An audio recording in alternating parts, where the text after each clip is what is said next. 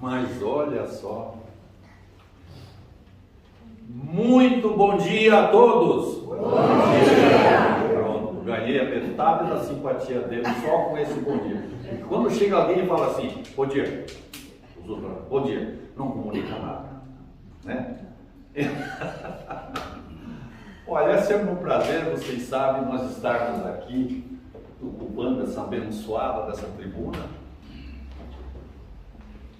E hoje temos um tema interessante para todos nós, que nos preparamos com muito carinho, que é o capítulo 2 do Evangelho segundo o Espiritismo, que é Meu reino não é deste mundo. Vamos falar muito de Jesus, nós estamos aí antecedendo a data do seu nascimento, dia 25 de dezembro, quando a cristandade toda se volta para o alto e forma uma corrente de energias positivas. É um dia maravilhoso. E vamos falar também de algo importante que todos nós vamos para lá, que é a vida futura. Esse mundo desconhecido que nos aguarda, não tem outra saída. A vida futura é uma realidade. E vamos falar também de nós, né? Vamos dar uns puxãozinhos de orelha em nós todos aqui. Então, quando Pilatos interrogava Jesus antes da sua crucificação, Pilatos, arrogante, todo cheio de direito, olhava para Jesus e não acreditava no que estava vendo.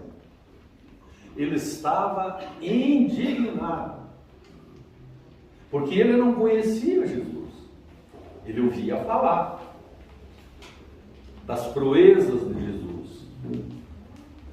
E ele não se conformava com aquilo, ele olhava para Jesus e dizia, mas não é possível essa coisa que está aqui na minha frente, um coitado, um miserável desse, eu lhe pensava, eu tenho condições de ser aclamado pelas multidões, eu sou o dono do poder, mas isso que está aqui, como é que um indivíduo desse consegue ter esses aplausos, essas multidões correndo atrás dele?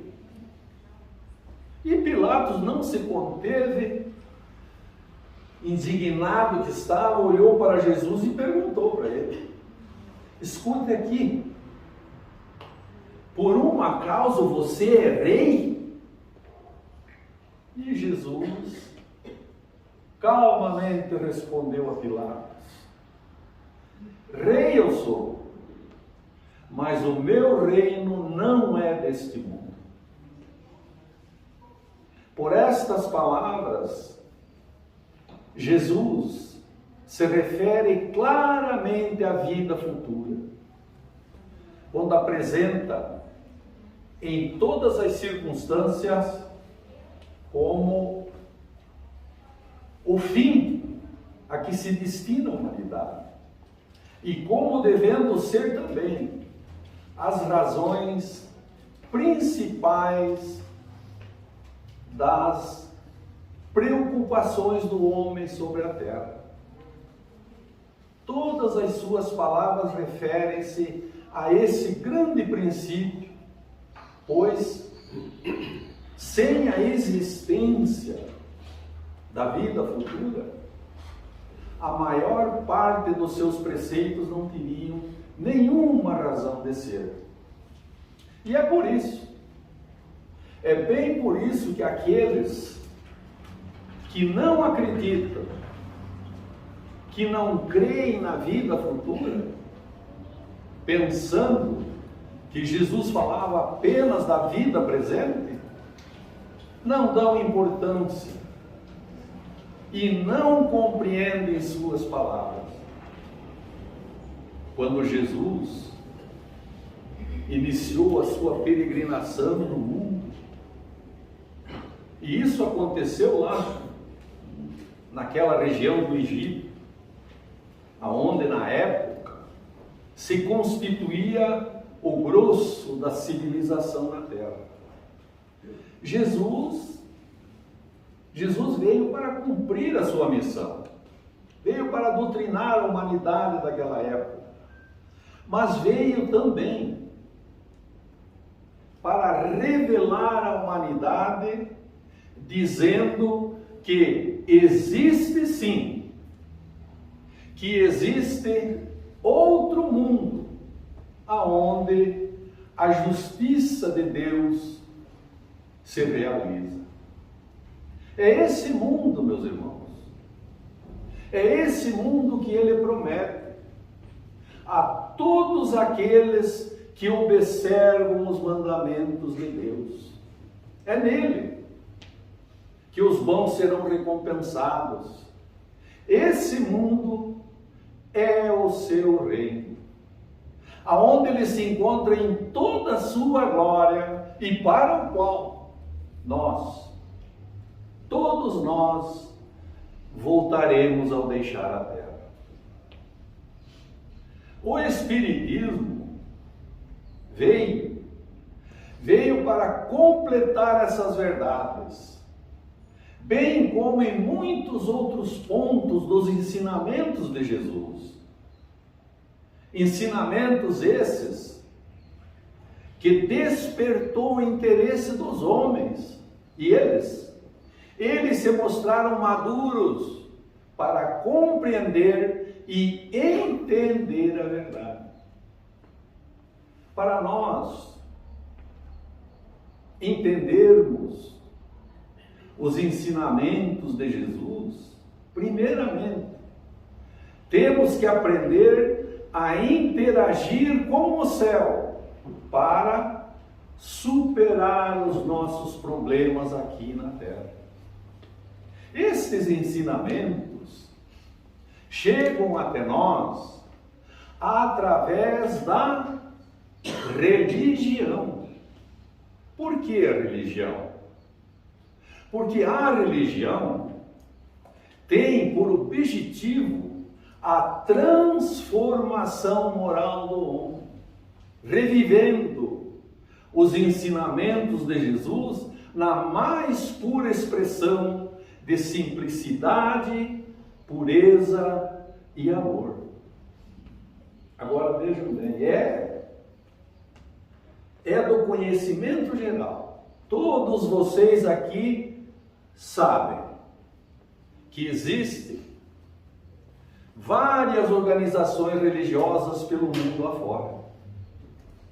Umas de um jeito, outras de outros jeitos, mas tem umas que são poderosas, diga-se poderosíssimas, proprietárias de grandes patrimônios, imensas fortunas, com templos majestosos ornamentados com ouro, quando ali os seus dirigentes, no caso os sacerdotes e seus colaboradores, todos se vestem com seda púrpura, cerimoniais longos e cansativos, uma série de costumes como velas, imagens, incenso, que para nós espíritas, isso é mais para impressionar o público.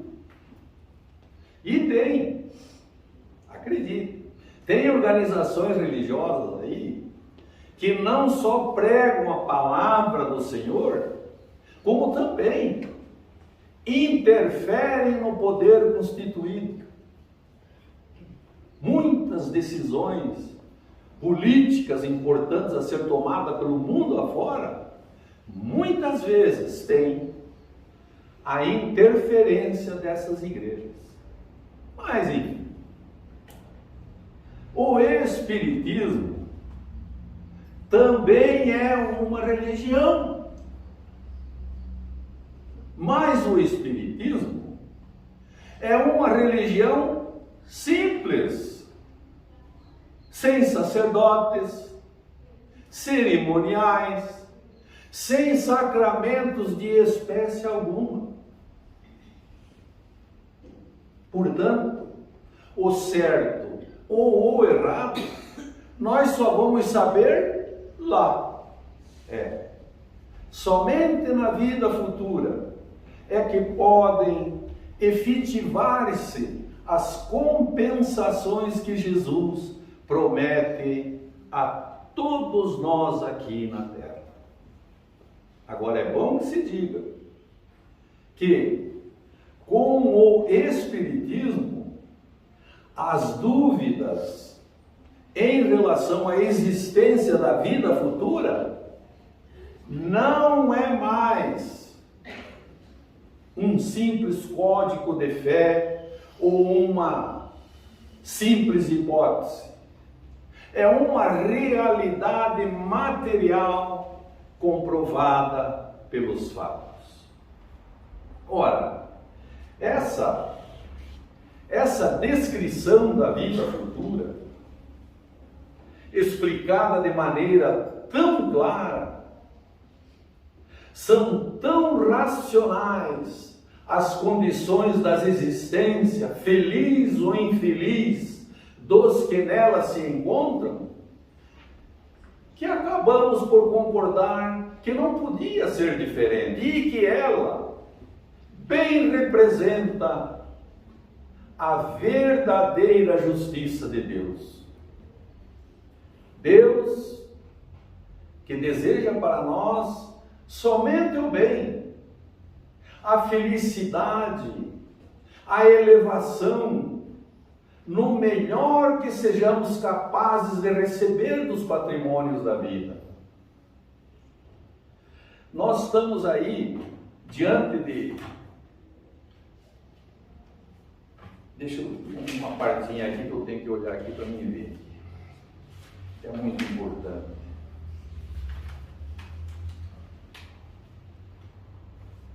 Deus dá ao homem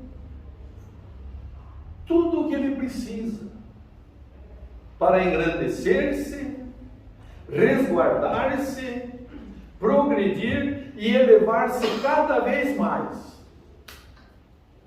Entretanto, embora lhe conceda tudo, até mesmo a semente que explodirá em prodígios de vida e evolução, felicidade e aperfeiçoamento, Deus pede ao homem unicamente que ele exerça o privilégio de trabalhar, de praticar o bem, o entendimento, o amor, a caridade.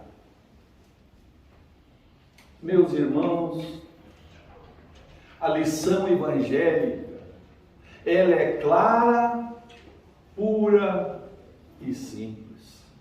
E nós, todos nós, que estamos aqui, dispostos à renovação, não percamos tempo, saibamos trabalhar mais e servir sempre, porque é nisso que residem as nossas bênçãos maiores. Quando Jesus disse a Pilatos que meu reino não é deste mundo, pronto, está explicado. O reino de Jesus não é deste mundo, e isso todos compreendem. Mas será, hein? Será que sobre a terra ele também não foi uma realeza? Vejam bem, o título de rei nem sempre exige o exercício no poder temporal. Ele é dado por consenso unânime aos que por seu gênio se colocam em primeiro lugar em alguma atividade, dominando e influindo sobre o progresso da humanidade. Isto é, ocupando-nos das leis e princípios que se referem à causa e efeito do ritmo universal, que constitui o movimento da vida.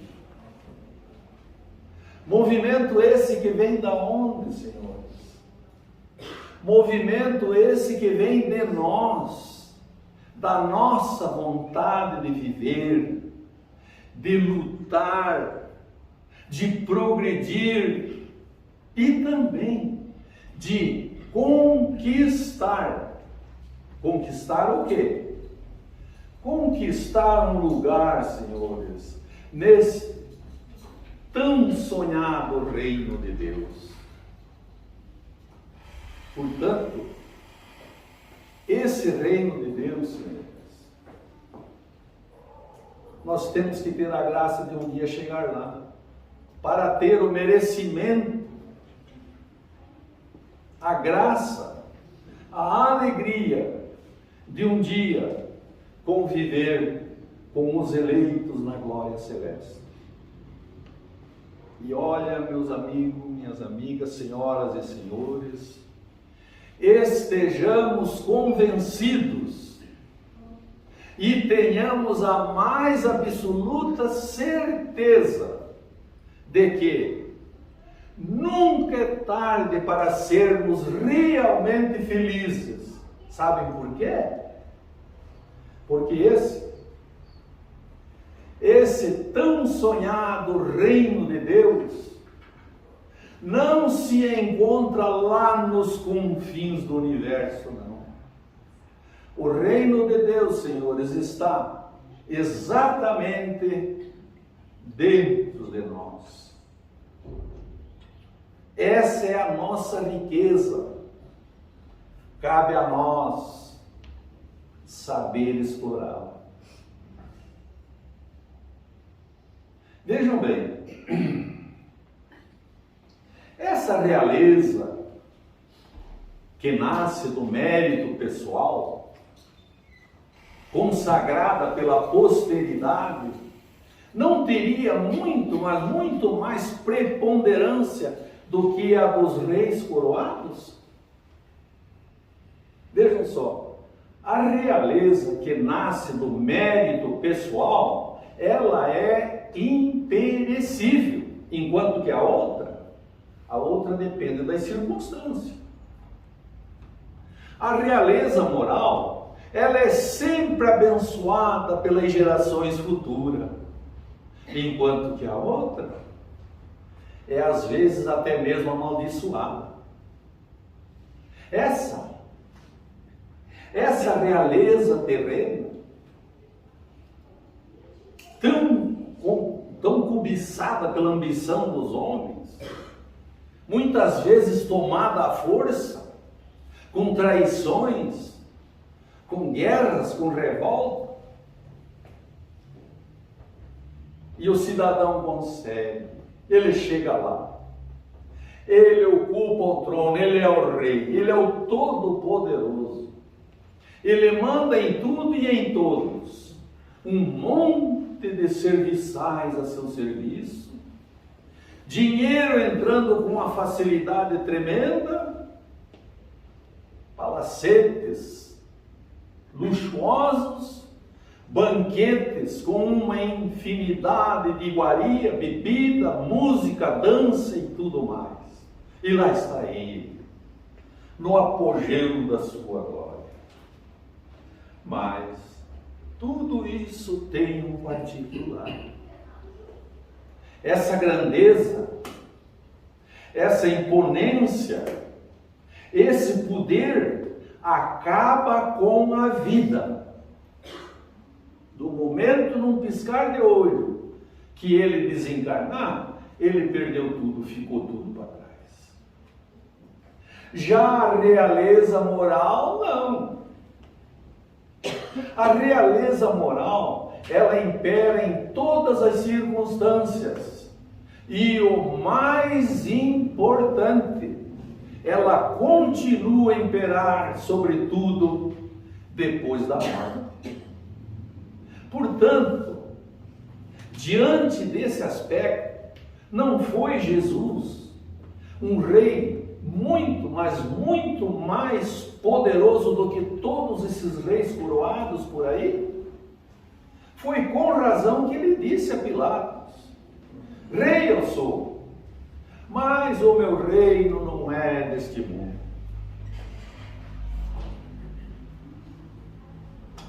Temos aqui um exemplo de tudo que acabamos de expor a vocês. E temos também uma pequena observação, diga-se de passagem, muito oportuna. Por quê? Porque estamos aí falando de rei, de poder, de coroa, de reinado, de riqueza e de tudo mais, não é mesmo? Pois então, essa observação é oportuna. Por quê?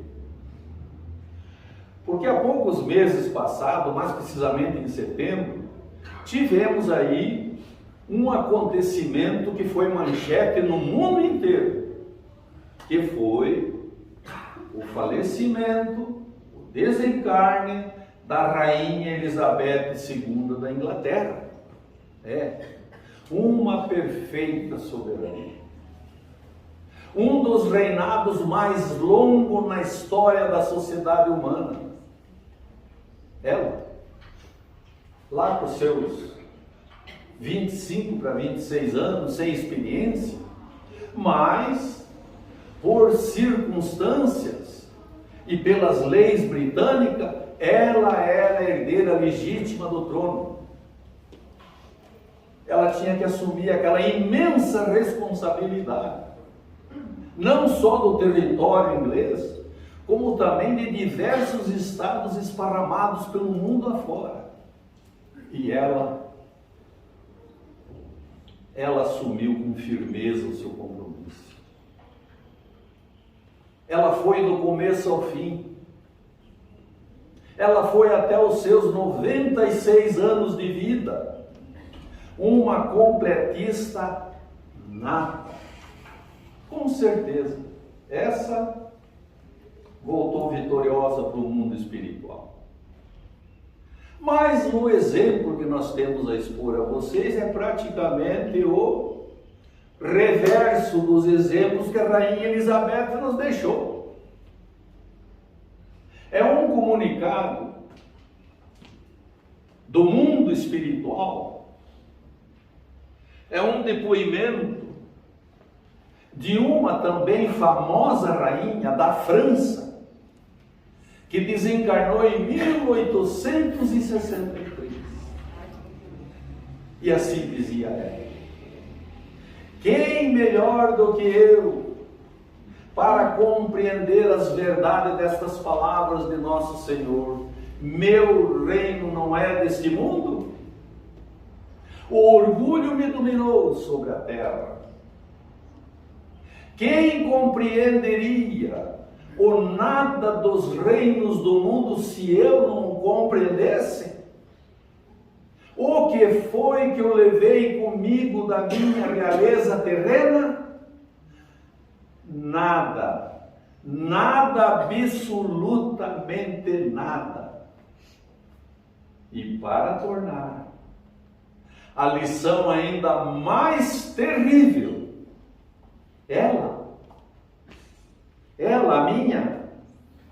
a minha nobre realeza, não me acompanhou sequer até o túmulo. Rainha eu fui entre os homens, glorificada, respeitada, e rainha, eu pensei chegar no reino dos céus. Que desilusão! E que humilhação! Quando pensei em ser ali, recebida como soberana, tive que ver acima de mim, mas muito mais acima, homens que eu considerava inúteis, pequenos, que eu sempre os desprezei, por não terem nas veias um sangue nobre. Só então compreendi a ingenuidade dos homens e das grandezas que tão avidamente buscamos sobre a terra. Para se guardar no lugar no reino de Deus, é preciso ter as seguintes qualidades: a abnegação, a humildade, a caridade, a benevolência para com todos. Lá nesse mundo de Deus, ninguém pergunta o que tu fostes aqui na terra, que posição que ocupastes, mas sim o bem que fizestes, as lágrimas que enxugastes. Os homens correm atrás dos bens terrenos como se pudessem guardá-los para sempre. Mas no reino de Deus não tem ilusões. E logo, e muito logo, eles se apercebem que conquistaram apenas sombras, desprezando, senhores, os únicos bens sólidos e duráveis, os únicos que poderiam aproveitar na morada celeste. Portanto, meus irmãos, aí está um exemplo, não só para os reis coroados, não só para os poderosos, não só para os governantes donos do poder, mas sim para todos nós. Cada pequenina aquisição que conquistamos aqui na terra, tratando-se de bens materiais, até as imensas e grandes fortunas, isso tudo não é nosso.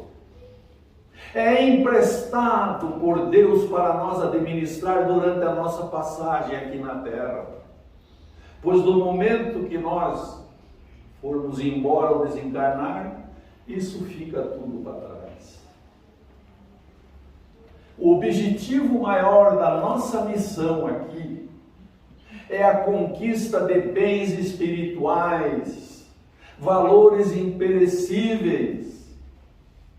E o mais importante, esses valores, ao conquistarmos, ninguém jamais os tirará de nós. E esses vão com nós quando nós formos embora.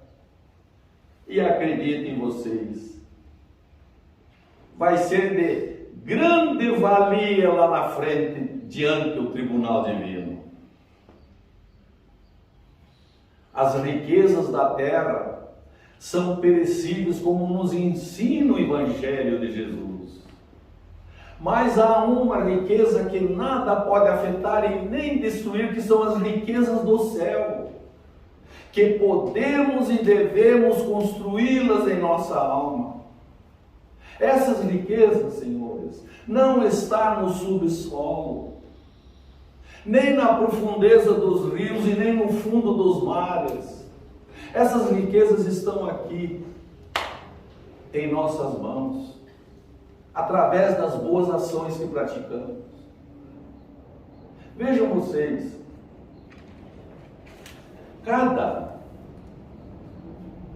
cada pequenina realização é um tijolo simbólico assentado na edificação a que fomos admitidos.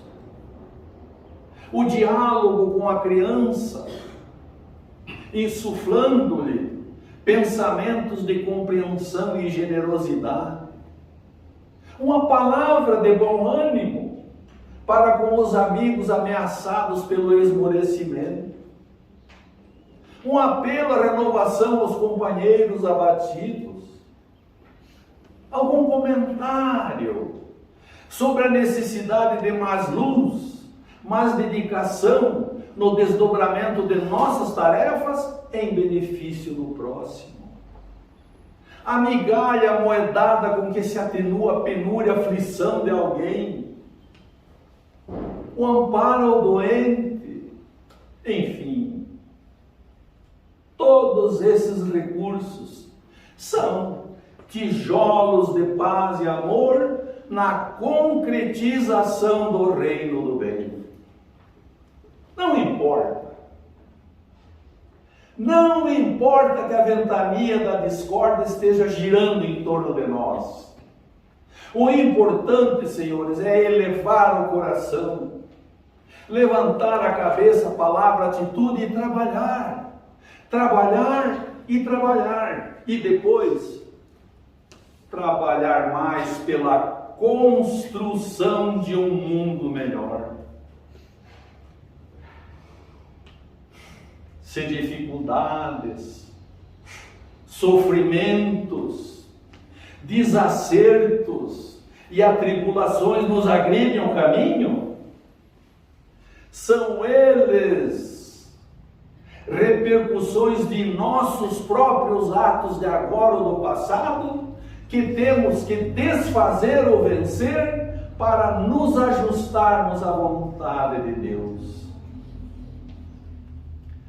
Vejam bem, quando nós nos reportamos aí à vontade de Deus, referimos-nos ao controle da sabedoria perfeita que nos rege o destino. E aí, hein? Aí observamos a nossa condição de espíritos eternos, acalentados pelo infinito amor da criação. Portanto, a nós será sempre fácil reconhecer as determinações de Deus em todos os eventos do caminho a nosso respeito. Já que a divina providência estabelece para cada um de nós a eterna salvação.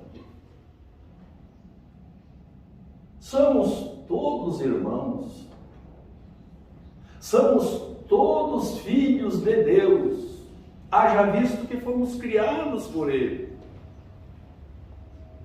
Todavia, há tanta maldade no ser humano que poderíamos até a pôr em dúvida a nossa origem divina. Mas não é o caso. Não é o caso. Ninguém neste mundo será condenado eternamente. Não. Poderemos sim prolongar a nossa salvação. Mas mesmo que seja necessário o concurso dos milênios, então um dia lá na frente, quando a casca da animalidade for rompida, surgirá ali o anjo, o filho verdadeiro de Deus. Nós, meus irmãos, nesta luta do dia a dia, pela sobrevivência, todos nós temos problemas, todos nós estamos sujeitos, nós temos necessidades básicas. É o corre-corre do dia a dia. Quem aqui presente não tem problema? Todos nós temos. Mas é preciso, às vezes, fazer uma pausa, parar um pouco, respirar fundo e procurar nos identificar. Perguntar para nós mesmos: quem sou eu? De onde eu vim ao nascer? O que eu faço neste mundo? Para onde irei depois da morte e o que há depois dela? As respostas, senhores, para estes questionamentos, teremos um dia lá na vida futura. Por quê, hein? Porque neste mundo uns sofrem mais do que outros. Porque uns têm determinada aptidão e outros não. Por quê? Uns que são maus sofrem menos do que outros que são bons. É interessante isso, porque uns já nascem ricos em berço de ouro, enquanto que outros nascem pobres, às vezes até mesmo na miséria. Alguns já nascem com grandes problemas, cegos, aleijados, débeis mentais, enquanto que outros nascem saudáveis, inteligentes, bonitos. Por quê, hein? Por que Deus permite tamanha desigualdade entre seus filhos? No entanto, senhores, a maioria das pessoas na face da terra, vivendo essa vida atribulada de hoje, não está interessada nos problemas fundamentais da existência. Antes e muito antes, se preocupam com seus negócios, com seus prazeres, com seus problemas particulares. E acham que questões como a existência de Deus e a imortalidade da alma, isso aí deixa pra lá. Isso aí é coisa da competência de sacerdotes, de ministros religiosos, de filósofos e teólogos. Quando tudo vai bem em suas vidas, mas elas nem se lembram de Deus. E quando se lembram, é apenas para fazer aí uma simples oração, entrar num templo, ir numa igreja, como se tais atitudes fossem simples obrigações morais, alguma coisa que tem que se desincumbir de uma forma ou de outra. A religião para elas é mera formalidade social, alguma coisa que as pessoas devem ter e nada mais. No máximo um desencargo de consciência para estar bem com Deus. Tanto assim que muitos por aí sequer acreditam naquilo que professam. Mas, no entanto, Dona Marita, tais pessoas, quando são surpreendidas aí por grandes problemas, tais como a perda de um ente querido, muitas vezes de surpresa, uma doença incurável, uma queda financeira desastrosa, fatos que podem acontecer na vida de todo mundo. Estas pessoas não encontram em si mesmas a fé necessária e nem a compreensão para enfrentar o problema com coragem e resignação, caindo inevitavelmente no desespero. Vamos pensar nisso, meus irmãos. Nós temos que estar preparados para resolver problemas dessa natureza. E é por isso, é bem por isso, que o Espiritismo sinaliza a necessidade de mobilizarmos as nossas energias criadoras, os nossos impulsos na direção do autoaprimoramento moral, livrando-nos das sombras para nos sintonizar com a luz. E procurando, Dona Sueli e Dona Jussara, procurando nos desviar definitivamente de coisas que não interessam a nossa economia espiritual. É de arrepiar. O apóstolo Paulo, que sabia dessas coisas,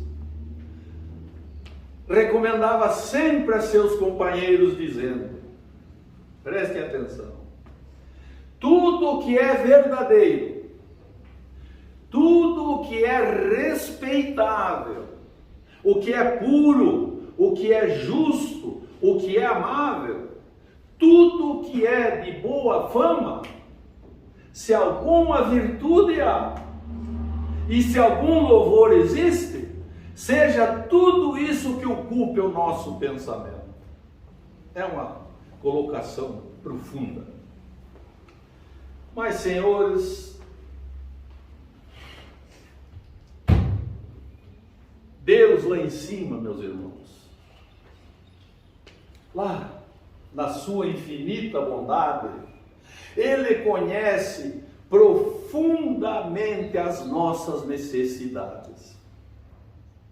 O homem, porém, insaciável nos seus desejos, nem sempre sabe contentar-se com o que tem.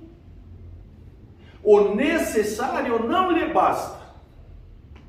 Reclama e reclama e sempre quer mais. Aí, a providência o deixa entregue a si mesmo. E aí o que acontece? Frequentemente ele se torna infeliz por culpa sua, por haver desatendido a voz que por intermédio da consciência o advertia. Nesses casos, Deus o faz sofrer as consequências para que lhe sirva de lição para o futuro. Olha só, de duas espécies são as vicissitudes da vida. Uma tem as suas causas na vida presente, a outra fora dessa vida. Quantos homens que se perdem por sua própria culpa? Quantos que são vítimas da sua imprevidência, do seu orgulho, da sua ambição? Quantos que se arruinam por falta de ordem, de perseverança, pelo mal fazer ou por não terem sabido controlar seus desejos? Quantas discussões e funestas disputas se teriam evitado com um pouquinho de moderação e paciência?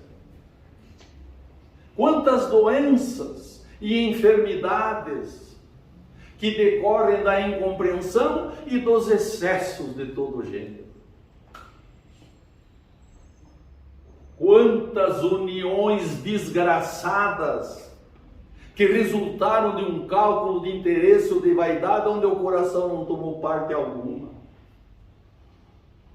Quantos pais são infelizes com seus filhos por não lhes combaterem desde o início as más tendências, por fraqueza ou até mesmo por indiferença?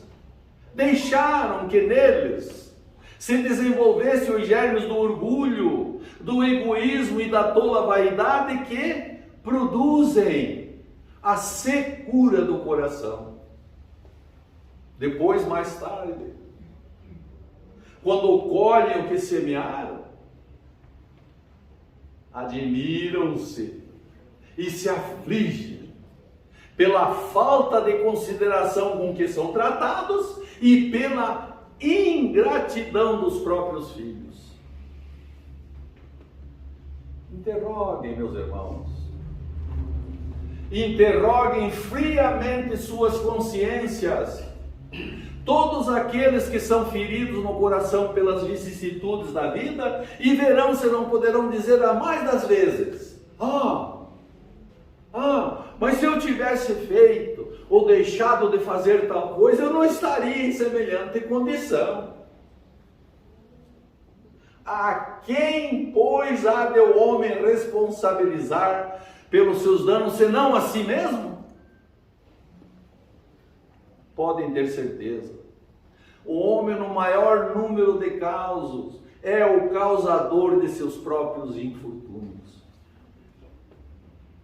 Mas, ao invés de reconhecê-los com humildade, hein, dona Marita? Acha mais tranquilo, mais justo, mais confortável para o seu orgulho, para a sua vaidade, culpar a má sorte, a providência, a má fortuna, a má estrela. Ao passo que a má estrela é apenas a sua falta de cuidado. Acreditem, senhores, nós só vamos crescer e descobrir o verdadeiro caminho da felicidade neste mundo quando trabalharmos definitivamente no caminho do bem, na busca de crescer moralmente. Esta é a grande realidade da nossa situação. Mas estamos quase chegando ao final do nosso encontro. Sempre agradecendo ao mundo maior por esta feliz oportunidade, agradecendo de uma forma especial a presença de todos vocês, mas queremos fazer uma pequena observação antes de terminar. Nós estamos aqui reunidos porque somos espíritas. Um mais, outro menos, um tem um nível de mediunidade mais aflorada, outro normal, mas nós somos todos espíritas. E a doutrina espírita, ela está aí para nos ajudar. O primeiro sentimento de todo espírita sincero é procurar nos conselho dado pelos espíritos alguma coisa que lhe diga a respeito. Que a doutrina espírita, meus irmãos, não veio para brincadeira. A doutrina espírita é maravilhosa e é profunda. A doutrina espírita veio para multiplicar o número dos chamados. E pela fé que proporciona, ela multiplicará o número dos escolhidos. É por isso e é bem por isso que Jesus termina o Sermão da Montanha com a preciosa alegoria da casa construída sobre a rocha e nos diz: a vivência evangélica nos dá segurança e equilíbrios indestrutíveis. Os vendavais da existência jamais destruirão um coração que saiba amar, entender e perdoar. Se nós, meus irmãos, estamos aqui, é porque estamos nos reformando. Nós estamos procurando melhorar a nossa imagem diante de Deus.